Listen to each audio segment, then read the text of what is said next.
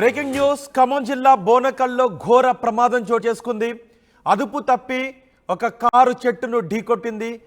ఈ ప్రమాదంలో ఇద్దరు వృద్ధులు స్పాట్లోనే చనిపోయారు. మరో ఇద్దరు యువకుల పరిస్థితి విషమంగా ఉంది. గాయాల పాలైన వారు ఖమ్మం ప్రభుత్వ ఆసుపత్రికి తరలించారు. కారు చెట్టును ఢీకొన్న సమయంలో ఒక్కసారిగా కారు నుంచి మంటలు రావడంతో కారు కాలిపోయింది. ఘటనా స్థలికి చేరుకున్న పోలీసులు మంటలను అదుపులోకి తీసుకొచ్చి ప్రమాదంపై దర్యాప్తు చేస్తున్నారు. కారుకు మంటలు వ్యాపించి తగలబడిపోతున్న దృశ్యాలు చూస్తున్నాం. ఈ ప్రమాదంలో ఇద్దరు చనిపోయారు, మరో ఇద్దరిని ఆసుపత్రికి తరలించారు. ఈ ప్రమాదం గురించి పూర్తి సమాచారం మా ప్రతినిధి ఉదయ్ అందిస్తారు. ఉదయ్, ఈ ప్రమాదం గురించి మీ దగ్గర ఉన్న సమాచారం ఏంటి? రోహిత్, గత కొద్దిసేపటి క్రితం ఖమ్మం జిల్లా బోనకల్ మండలం పరిధిలోని ముష్టికుంట్ల వద్ద ఘోర రోడ్డు ప్రమాదం అయితే చోటు చేసుకుంది. అతి వేగంగా వస్తున్నటువంటి ఓ కారు అదుపు తప్పి చెట్టును ఢీకొనడంతో భారీ మొత్తంలో కారులో మంటలు వ్యాపించాయి. దాదాపు 70% పైగా కారు పూర్తిగా ఆ భాగం అంతా కూడా కారులోని అంతర్గత భాగం అంతా కూడా పూర్తిగా కాలిపోయింది. ఈ నేపథ్యంలో కారులో 4 ప్రయాణికులు ఉన్నారంటూ మనకు సమాచారం అయితే అందులో ఇద్దరు కూడా దంపతులుగా తెలుస్తుంది. వాళ్ళంతా కూడా వృద్ధ దంపతులు.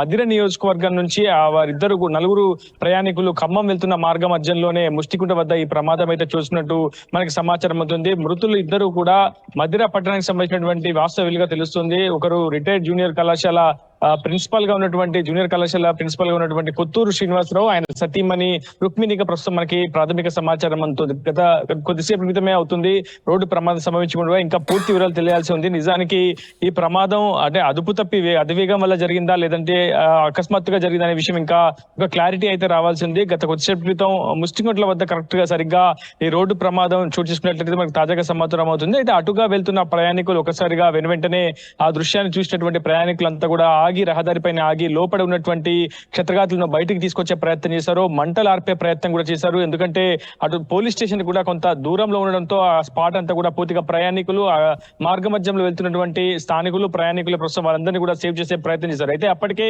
ఇద్దరు వృద్ధులు అయితే మృతి చెందారు. వాళ్ళు మృతుల్లో ఒకరు కొత్తూరు శ్రీనివాసరావు, ఆయన సతీమణి రుక్మిణికి అయితే ప్రస్తుతం మనకి ప్రాథమిక సమాచారం అందుతుంది. కొత్తూరు శ్రీనివాసరావు మధిర జూనియర్ కాలేజ్ లో రిటైర్డ్ ప్రిన్సిపల్ గా ఆయన గతంలో పనిచేశారు. ప్రిన్సిపల్ గా ప్రస్తుతం రిటైర్మెంట్ అయిన తర్వాత ఖమ్మంలోని మామిళ్ళగూడెంలో ఆయన స్థిర నివాసం ఏర్పాటు చేసుకున్నారు. మధిర నుంచి ఖమ్మం వెళ్తుండగా మార్గ మధ్యంలోనే ముష్టికుంట్ల వద్ద ఈ ఘోర రోడ్డు ప్రమాదం అయితే తెలియనట్టు మనకు సమాచారం ఉంది. ఘటనా స్థలానికి ఇప్పటికే పోలీసులు చేరుకొని కేసు దర్యాప్తు అయితే చేపడుతున్నారు. రోహిత్, గాయపడిన ఇద్దరు పరిస్థితి ఎలా ఉంది?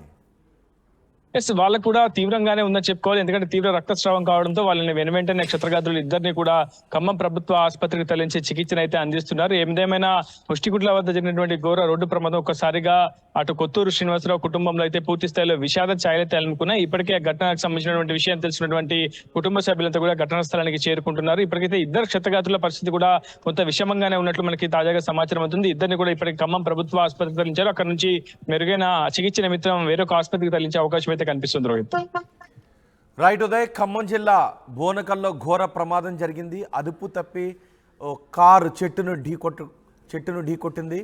ఈ ప్రమాదంలో ఇద్దరు వృద్ధులు స్పాట్లోనే చనిపోయారు. మరో ఇద్దరు యువకుల పరిస్థితి విషమంగా ఉంది.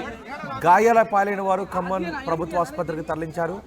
కారు చెట్టును వేగంగా ఢీకొన్న సమయంలో కారు నుంచి మంటలు రావడంతో ప్రమాదం మరింత తీవ్రమైంది. ఈ ప్రమాదంలో ఇద్దరు చనిపోవడం, మరో ఇద్దరు చావు బతుకుల్లో ఆసుపత్రిలో ఉండటం ఆ కుటుంబంలో విషాదాన్ని నింపింది.